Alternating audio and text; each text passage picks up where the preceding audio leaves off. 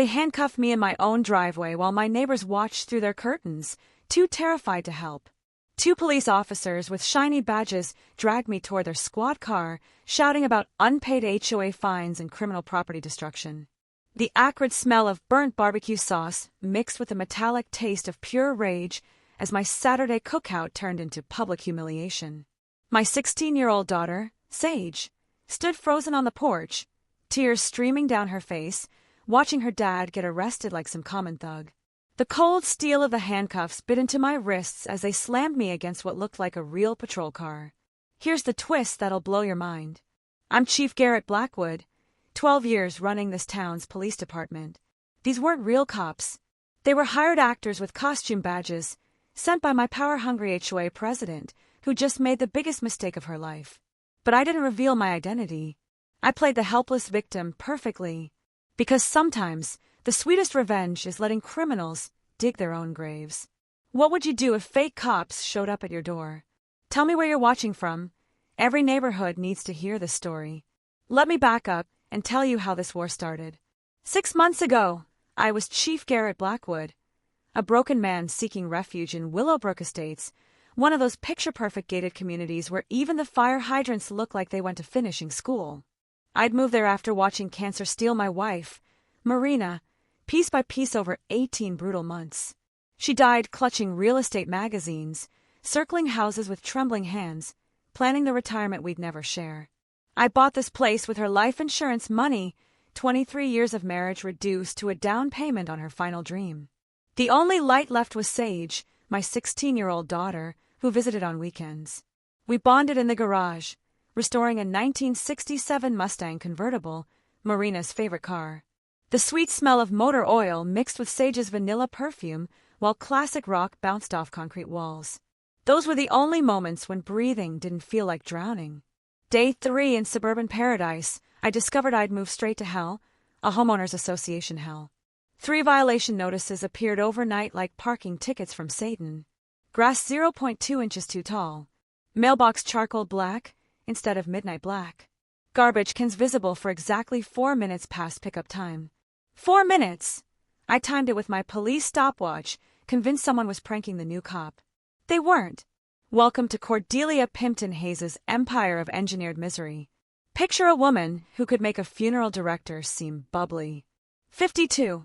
Silver hair scraped into a bun tighter than her smile, shark-like eyes that judged your net worth before saying hello. Her white Mercedes SUV patrolled our streets like a squad car, vanity plate screaming Rules 1, just in case anyone forgot who ruled this corner of suburbia. The toxic bite of paint stripper burned my nostrils as I repainted my mailbox at midnight.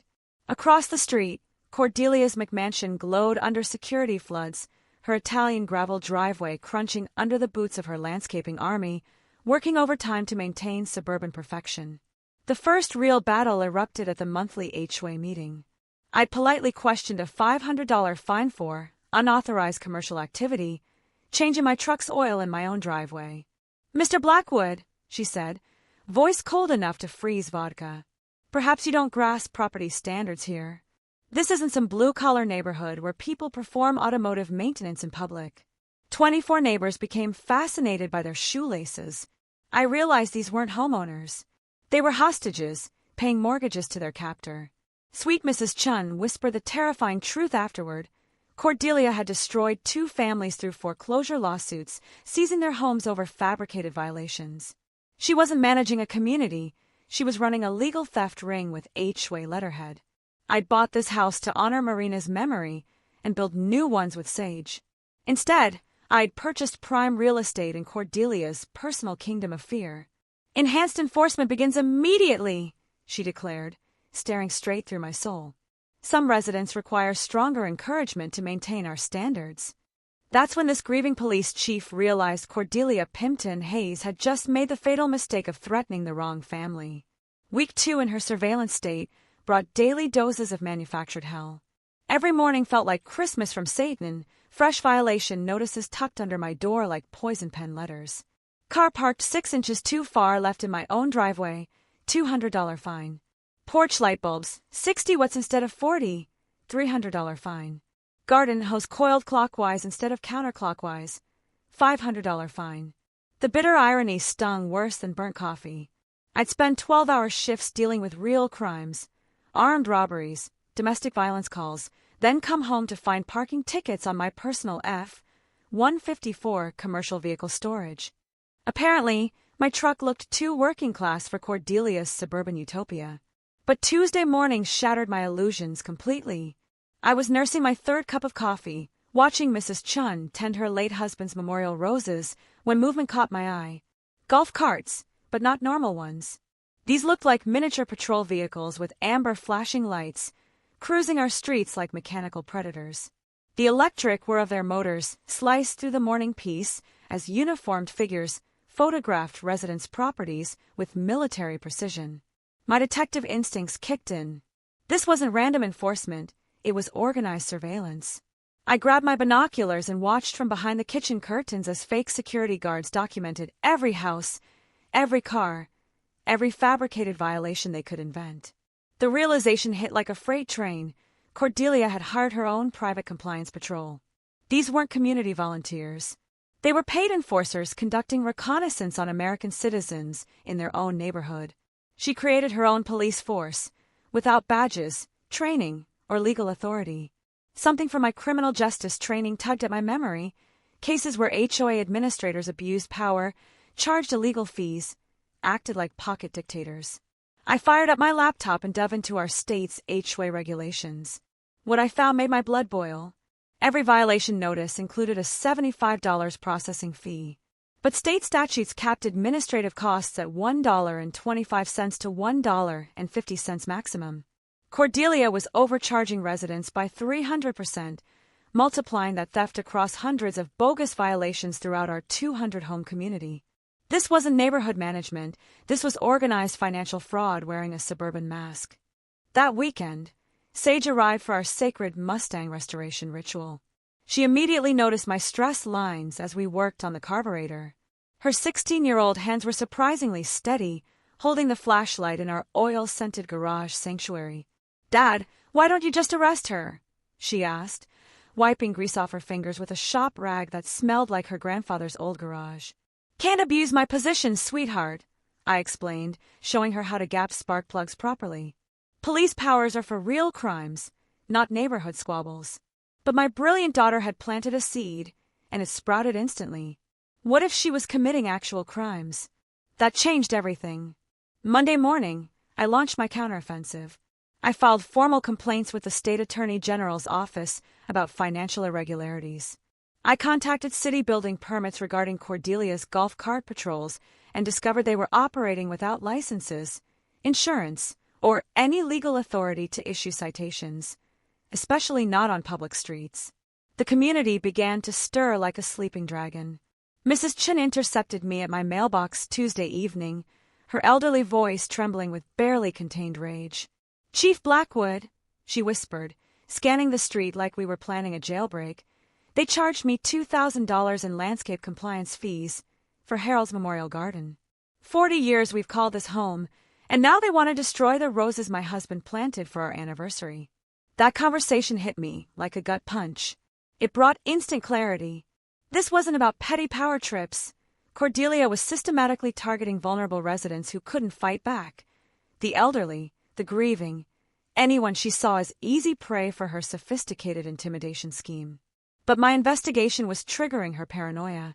Her white Mercedes started appearing at the end of my driveway at random intervals, brief surveillance missions that made the hair on my neck stand up. She knew someone was disrupting her perfect kingdom, but she hadn't figured out who the insurgent was. Our once peaceful neighborhood's soundtrack turned sinister, the ominous whir of golf cart motors patrolling at dawn, the soft rustle of citation papers sliding under doors like financial death sentences wrapped in legal language. One thing became crystal clear. Cordelia Pimpton Hayes was about to learn that some people don't break under pressure, especially not a man who carries real authority and has nothing left to lose but the memory of his wife's final dream. Cordelia's next assault came disguised as community improvement.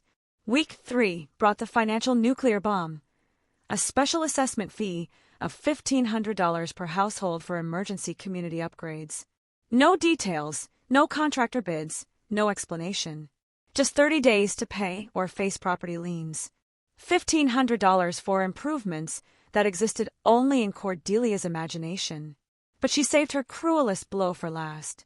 Thursday afternoon, I dragged myself home from investigating a real armed robbery, real crime, real victims, only to find a cease and desist notice superglued to my garage door. My weekend car restoration project with Sage apparently violated residential use only covenants. Cordelia demanded I remove all automotive equipment immediately or face a $5,000 fine for operating an unauthorized commercial garage. The garage, our sacred space. The place where Sage and I honored Marina's memory with grease-stained hands and classic rock echoing off concrete walls. The place where my daughter learned that broken things could become beautiful again with patience and love. Cordelia wanted to destroy that sanctuary too. Standing in that oil-scented garage, surrounded by Marina's favorite tools and Sage's laughter-filled memories, something inside me shifted from professional interest to personal war. That evening, while reviewing Cordelia's violation photos under harsh fluorescent light, I spotted something that froze my detective blood. Reflections in my kitchen window, the reflection of a telephoto lens captured accidentally in her surveillance shots. This woman was photographing residents through their windows, documenting private moments to manufacture violations like some suburban voyeur. I speed-dialed Detective Riley Thornton, my most trusted officer and part-time private investigator. Riley had 20 years of surveillance experience and a personal hatred for criminals who targeted families. "Chief, you're describing systematic stalking with federal privacy implications," Riley growled after reviewing my evidence. "This isn't HOA enforcement. This is criminal harassment with a legal facade. Want me to help destroy this wannabe dictator?" Riley's expertise turned my amateur investigation into a professional operation. We installed discreet counter-surveillance around my property, using Cordelia's own tactics against her. Within 48 hours, we had crystal-clear footage of her telephoto work, undeniable privacy violations that would make federal prosecutors salivate. But the real breakthrough came from studying her golf cart patrols and their ticket-writing patterns. I remembered a case from my rookie days, a private security company that thought uniforms gave them police powers. The pattern was identical. Cordelia's patrols were issuing citations on public streets, something only licensed law enforcement could do. Every single ticket they wrote was technically impersonating a police officer, a felony charge carrying serious prison time. My investigation began building an underground resistance movement. Mrs. Chun, emboldened by seeing someone fight back, introduced me to other victims. Veteran Hank Morrison, fined for displaying his American flag improperly. Apparently, patriotism violated Cordelia's aesthetic standards. Young couple Jasper and Dakota Williams charged $800 because their toddler's sidewalk chalk art was visible from the street. Sidewalk chalk. $800 for a 3-year-old's rainbow drawings. Cordelia's financial warfare reached its crescendo with my latest invoice. $3,200 in accumulated fines, payable in $400 monthly installments for 8 months, or face immediate foreclosure on the house I bought with Marina's life insurance money. The last physical piece of our 23-year love story. That night, breathing in the familiar cocktail of WD-40 and memories, I made the decision that would end this nightmare permanently. Riley helped me install professional-grade hidden cameras, law enforcement-grade surveillance that would capture every illegal act in high-definition detail. Within 1 week, we struck evidence gold, video of Cordelia's patrol illegally entering private driveways, peering through garage windows, photographing personal property without consent. Clear acts of criminal trespassing and harassment, felony charges that would stick like superglue in court. I quietly contacted the district attorney's HOA fraud division, specialist I'd worked with on previous cases. Their revelation chilled me to the bone. Cordelia's special assessments constituted theft by deception under state law if the funds weren't used as promised. Her entire operation was flirting with organized crime statutes. The mechanical click of telephoto shutters became our neighborhood's new dawn chorus of terror. Cordelia conducted her stalking sessions at sunrise, while decent people were drinking coffee and preparing for honest work. That predatory clicking echoed off houses like a hunter marking prey. But every photograph was another felony charge. Every illegal citation was federal evidence. Every privacy violation was another year added to her eventual prison sentence. Cordelia thought she was terrorizing a broken widower who would cave under pressure. She had no idea she was being methodically hunted by someone who built airtight criminal cases for a living. She was about to learn that grief hadn't weakened me, it had transformed me into something infinitely more dangerous. A patient, furious police chief with nothing left to lose except the promise I'd made to Marina's memory. By week 4, Cordelia realized she wasn't fighting a grieving man anymore. She was battling an organized resistance. Her desperation flared like gasoline-soaked panic as she hired actual private investigators to dig up dirt on every resident who dared defy her. She was hunting for blackmail material with the cold precision of a political assassin. The personal warfare exploded beyond petty harassment into full-scale character destruction. An official notice arrived via certified mail. My property would be liened within 72 hours unless I paid $4,800 in accumulated fines.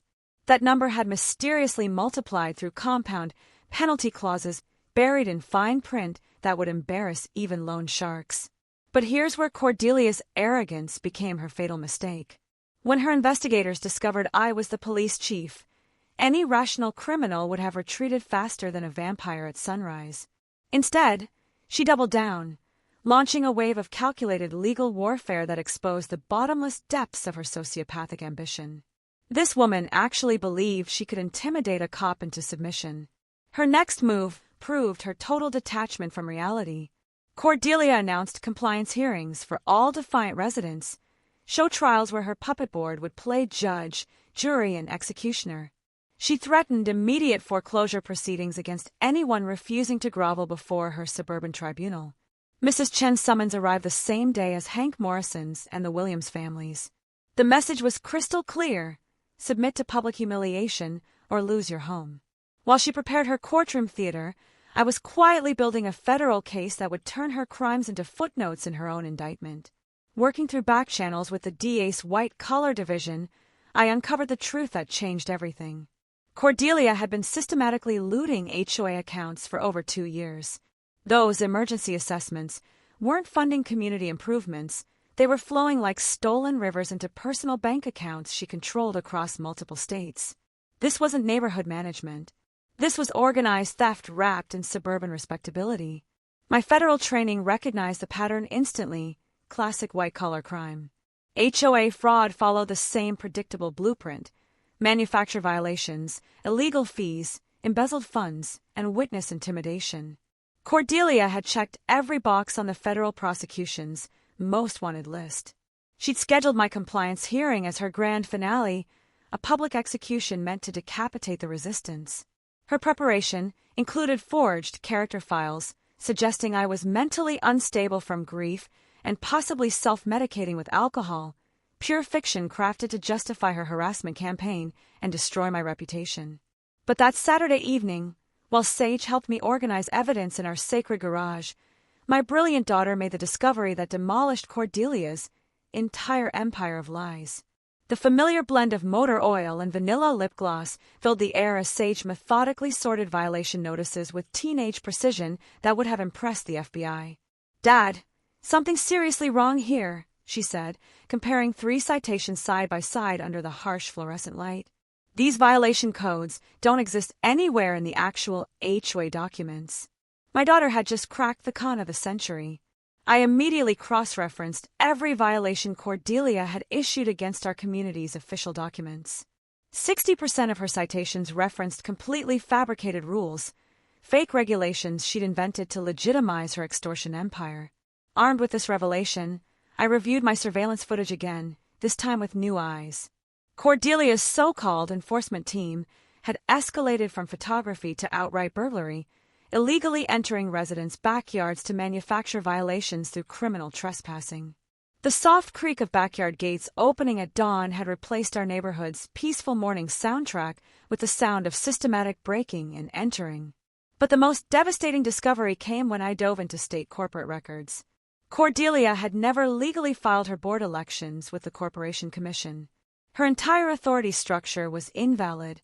Every fine, every violation, every threat, all backed by zero legal power. She wasn't a community leader. She was a suburban con artist who had convinced 200 families she had authority that never existed.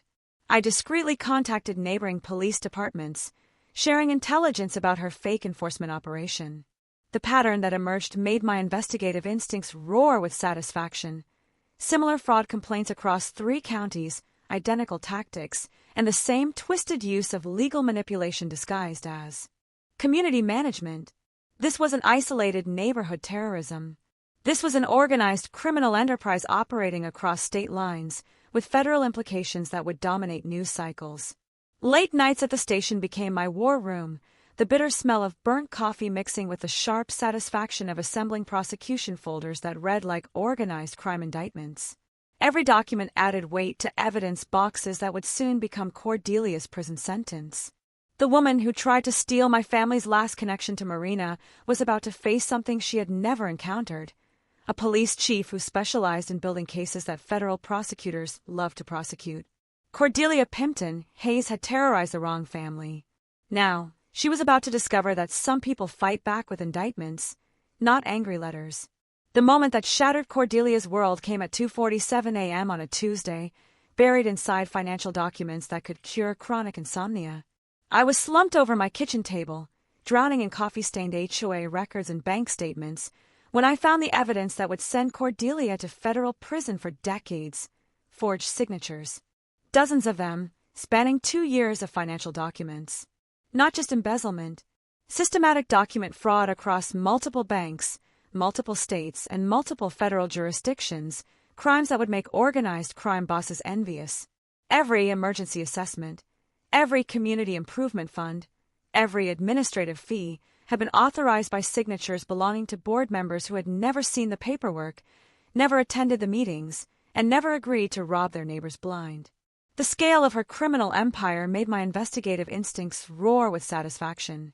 Over $200,000 in stolen funds flowed through a spiderweb of shell corporations, fake business accounts, and interstate wire transfers. This wasn't neighborhood corruption. This was federal racketeering that would dominate headlines and ruin lives permanently. But discovering Cordelia's twisted motivation was like staring into the abyss of human greed. Her real estate empire had collapsed during the recession, leaving her hemorrhaging money and desperate for income. She had systematically infiltrated HOA boards across 3 counties, weaponizing her positions to generate personal revenue while orchestrating foreclosures on properties she could steal and flip for massive profit. It was brilliant, methodical, and absolutely evil. The fake police operation became horrifyingly real when I traced her online shopping history. Cordelia had been purchasing realistic law enforcement badges, official-looking ID cards, and professional uniform accessories from costume suppliers and private security vendors. Her compliance patrol wasn't just overstepping authority, they were committing federal felonies by impersonating police officers to terrorize residents into paying imaginary fines. Wire fraud, mail fraud, interstate theft, conspiracy charges, witness intimidation, federal impersonation of law enforcement. The woman had built herself a legal nightmare, one felony at a time. The district attorney's call made my entire week. The FBI White-Collar Crime Division was officially interested. And when federal agents start salivating over a local HOA case, you know you've uncovered something far beyond neighborhood drama, something that enters full organized crime territory. The revelation that shattered my remaining faith in humanity came when I re-examined property records with fresh eyes. 12 families had lost their homes through Cordelia's systematic document fraud over 3 years. 12 families had watched their generational homes vanish because a sociopathic criminal had forged signatures and manufactured violations to steal their most precious possessions. Mrs. Chen's $2,000 landscape compliance fee suddenly made devastating sense. This wasn't random harassment. This was calculated targeting, designed to force foreclosures so Cordelia could seize and flip the property for profit. The memorial garden where her late husband had planted anniversary roses was just another asset in Cordelia's theft machine. That evening, as the sweet scent of honeysuckle drifted across Mrs. Chen's porch and Harold's roses swayed in the twilight, she revealed the truth that changed everything. "Chief Blackwood, I need to tell you something important," she said, her voice sharp with quiet authority. "I'm not just a retired teacher. I spent 30 years as a federal prosecutor specializing in white-collar crime. I've been documenting Cordelia's operation for 8 months, building a case file that would make my former FBI colleagues weep with gratitude. The power shift was seismic. I was no longer a grieving widower defending his family's sanctuary. I was the lead investigator in a major federal criminal enterprise, backed by a retired prosecutor who understood every legal nuance needed to destroy Cordelia's operation permanently. Mrs. Chen's federal expertise combined with my police authority and investigative resources created something Cordelia had never faced before: competent opposition that knew exactly how to dismantle criminal organizations using the full weight of federal justice. The woman who tried to steal Marina's final dream and destroy my healing sanctuary was about to discover that some enemies fight back with federal indictments, not strongly worded letters. My garage transformed from weekend sanctuary into a federal war room within 48 hours. The same concrete space where Sage and I honored Marina's memory by restoring her beloved Mustang now became mission control for dismantling Cordelia's criminal empire. Evidence boards plastered every wall. Financial flowcharts mapped stolen money like a conspiracy thriller.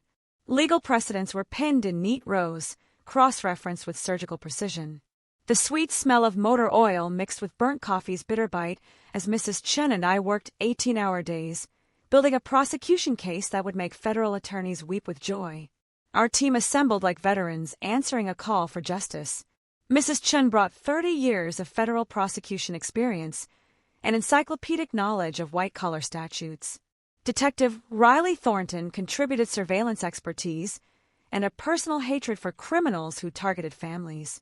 Hank Morrison, our neighborhood veteran, organized community resistance with tactical precision learned during his 2 overseas deployments. County DA investigator Marcus Webb specialized in financial crimes and have been tracking HOA fraud rings across multiple jurisdictions. The legal trap we designed was beautiful in its lethal simplicity. Let Cordelia escalate to her fake arrest scheme while being monitored by real federal law enforcement. We catch her committing multiple felonies on professional surveillance equipment that would destroy her in any courtroom from here to Washington, D.C. Technical preparation consumed our nights. Professional-grade recording devices were hidden throughout my property.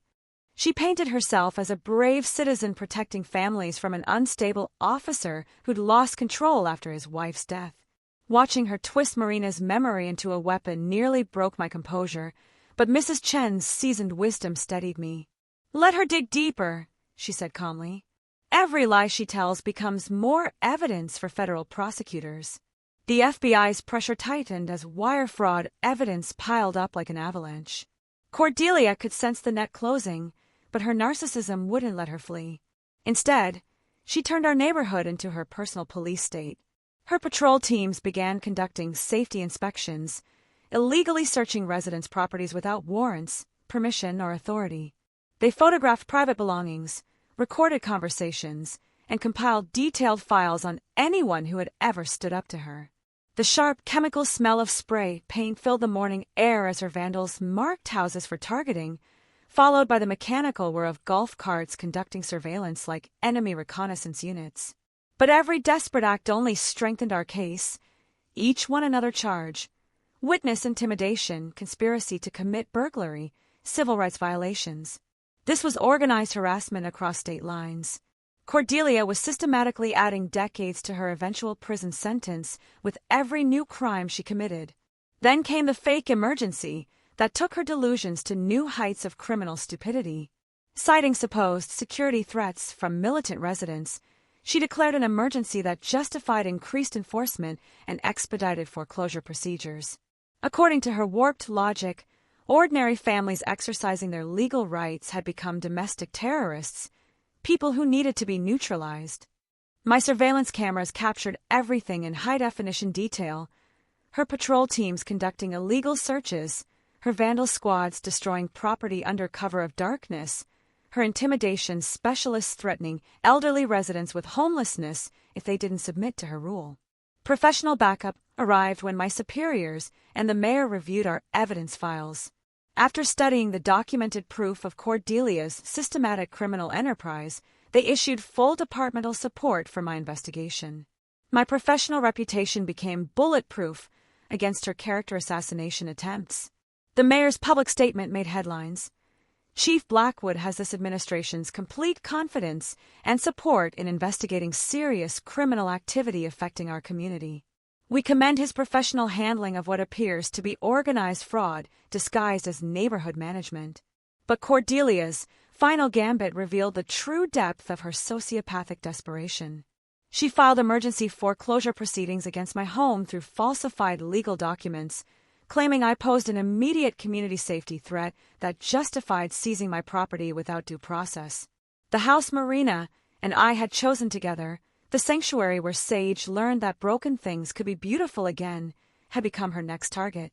Cordelia wanted to steal the last physical link to our family's dreams and sell it for profit, just as she had done to 12 other families. That's when the federal intervention protocols activated automatically. Attempting to steal a police chief's home through document fraud while under federal investigation qualified as obstruction of justice, with witness intimidation enhancements attached. The sound of Cordelia's world collapsing was deafening, and it was music to my ears. Every photograph she took became evidence of stalking. Every illegal citation became federal mail fraud. Every privacy violation added another year to her eventual prison sentence. The woman who thought she could intimidate a grieving widower was being systematically destroyed by someone who knew that patience and evidence always defeat desperation in crime. Cordelia's endgame arrived like a badly scripted crime drama, but this time, the handcuffs were real. Her last desperate act was hiring professional actors in realistic police uniforms to arrest me for multiple community violations and threatening behavior toward residents. She had fallen so deep into criminal delusion that she believed fake cops could intimidate a real police chief into surrender. The irony was breathtaking and about to become her final mistake. Professional coordination transformed our neighborhood into a federal sting operation. Real officers positioned themselves invisibly around nearby homes, body cameras recording. Federal agents monitored communications from unmarked surveillance vehicles. Every word, every movement, every illegal act Cordelia orchestrated was captured as courtroom-grade evidence. Mrs. Chen's prosecutorial experience proved priceless in shaping our witness strategy. Resistant residents received discreet alerts about the fake arrest attempt and were ready to testify and provide video evidence that would destroy any defense lawyer reckless enough to represent Cordelia. The psychological warfare intensified as she spread malicious rumors meant to isolate me from community support. According to her whisper campaign, I was under internal investigation, about to be fired, and mentally unstable from grief. Desperate lies meant to make neighbors fear supporting a man she claimed could no longer protect them. Financial pressure peaked when she filed emergency lien proceedings against 6 resistant households at once. Her fabricated documents claimed community safety required immediate action against militant residents who threatened neighborhood stability. Mrs. Chen, Hank Morrison, the Williams family, and 3 other households faced losing their homes within 72 hours unless they surrendered to her extortion demands and paid thousands in fabricated fines for imaginary violations. But my surveillance had captured the smoking gun, video of Cordelia's fake arrest team rehearsing their performance like a community theater troupe. The footage showed her coaching the hired actors, teaching them badge positioning, handcuffing techniques, and intimidation dialogue designed to terrify a police chief. Federal warrant preparation was complete. Evidence boxes overflowed with criminal documentation strong enough to prosecute an organized crime family. Search warrants set ready for simultaneous execution at Cordelia's home, office, and bank accounts across 3 states. The FBI had never seen HOA fraud evidence this comprehensive or this damning. Office and storage units, uncovering $180,000 in stolen HOA funds, fake badge equipment, and detailed records of fraud spanning multiple counties.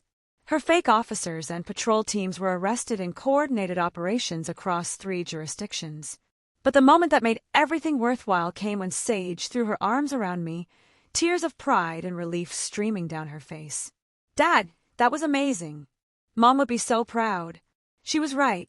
Marina's belief that good people must stand against evil had guided every decision, every hour of investigation, every sleepless night spent building the perfect case. My colleagues from the department arrived to offer congratulations, and the mayor announced a formal commendation for integrity and courage in protecting the community. The spontaneous block party that followed felt like Liberation Day. Families who'd lived in fear for years laughed freely again. Music echoed down streets, once ruled by silence and fear. Cordelia's last words, as the federal agents loaded her into their vehicle, were almost poetic. "This can't be happening. I had everything under control." But control built on lies, theft, and intimidation never survives when it collides with truth, evidence, and real justice.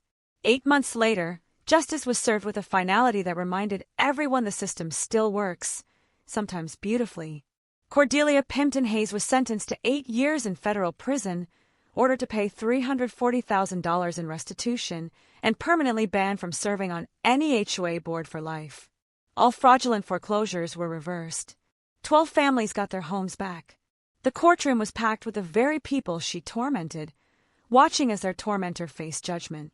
Mrs. Chun sat proudly in the front row, her former prosecutor's instincts satisfied. Willowbrook Estates underwent a complete transformation. The old HOA dissolved faster than sugar in rain, replaced by a democratically elected board with transparent financial management and reasonable rules that actually improved community life. Mrs. Chun was unanimously elected president, bringing federal-level accountability to neighborhood governance. The healing across Willowbrook Estates was incredible to witness. Families who'd lived in fear for years began talking to one another again, organizing block parties, letting their children play freely without worrying about violation notices.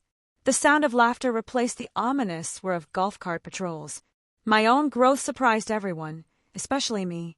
Fighting for justice had helped me process Marina's death in ways grief counseling never could. Protecting our community honored her memory and taught me that true healing comes through service, not isolation. "Dad, you're different now," Sage told me one weekend as we worked in the garage. "Stronger somehow. Mom would be proud of how you protected everyone's home the way you protected ours." She was absolutely right. The Mustang Restoration Project had evolved from grief therapy into a neighborhood tradition. Other car enthusiasts joined our weekend sessions, and what Cordelia had once tried to label a violation had become the heart of community bonding. Professional recognition followed. I received the State Law Enforcement Community Service Award, and the FBI invited me to consult on HOA fraud investigations nationwide. Cordelia's case became a model for prosecuting similar crimes, and the financial recovery it inspired changed lives. Our Victim Assistance Fund helped families pay legal costs and repair damage from years of harassment. Residents received free financial counseling to protect themselves from future exploitation and learned to recognize organized fraud. But the most meaningful change was educational. Partnering with the State Attorney General's office, I helped launch an HOA fraud awareness program, teaching homeowners their rights and how to identify illegal enforcement tactics. The program now operates in 12 states, protecting thousands of families from Cordelia-style schemes. Our community even established an annual Community Protection Day, a free legal clinic combined with HOA rights education and neighborhood safety planning. What began as our victory celebration became a model for communities nationwide. The scholarship we created using recovered HOA funds honored Marina's memory perfectly. The Marina Blackwood Memorial Scholarship supports criminal justice students focusing on community protection, ensuring her belief in fighting for what's right continues to inspire future generations. The lessons I'd learned became valuable to every homeowner. Always request detailed HOA financial audits and board meeting minutes before buying property. Research your state's specific laws regarding fee limits and enforcement procedures. Too many HOAs operate beyond their legal authority simply because residents don't know their rights. And above all, document everything and never fight alone. Organized resistance is infinitely more powerful than isolated complaints. 3 other states contacted me to investigate similar fraud networks using the precedents set in Cordelia's prosecution. Her criminal empire had inspired copycats, but now federal authorities were dismantling them using the same evidence-gathering playbook we had created. The greatest victory, though, was personal. I realized that protecting this community was Marina's final gift, showing me purpose beyond grief, meaning beyond loss. Her dream of a peaceful retirement home had become something greater, a neighborhood where families felt safe, respected, and united. The transformation reached its peak 1 year later during our first annual Community Protection Day celebration. Sunset painted the sky in soft colors of hope as families gathered for barbecue and fellowship. Sage taught local kids about car engines under the hood of our restored Mustang. Mrs. Chin shared legal tips over lemonade and stories that made everyone laugh. Hank Morrison's American flag flew proudly from his porch, no longer a violation, but a symbol of freedom from tyranny. The sound of children's laughter filled spaces once ruled by fear, while porch lights glowed warmly without anyone measuring their wattage. The scent of honeysuckle drifted from Mrs. Chen's memorial garden, where Harold's roses bloomed brighter than ever. The crunch of gravel beneath neighbors' feet replaced the mechanical growl of golf cart patrols. But the most powerful moment came when new residents asked about our community's safety and happiness. We could finally tell them the truth, that they were moving into a neighborhood that had faced evil head-on and chosen to fight back with law, evidence, and unity. Cordelia Pimpton Hayes thought she could terrorize vulnerable families through manipulation and fear. Instead, she created something she never imagined, a community that learned to protect itself and others from people exactly like her. Have you survived an HOA nightmare that felt impossible to fight? Share your story in the comments. You might help someone recognize fraud before it destroys their family's dreams. Your experience could be the warning that saves a neighbor from losing everything. And don't forget to hit subscribe, because next week I'm sharing the story of a homeowner who turned her neighbor's illegal Airbnb empire into a federal tax evasion case that brought down an entire rental fraud network. Trust me, you won't want to miss that one.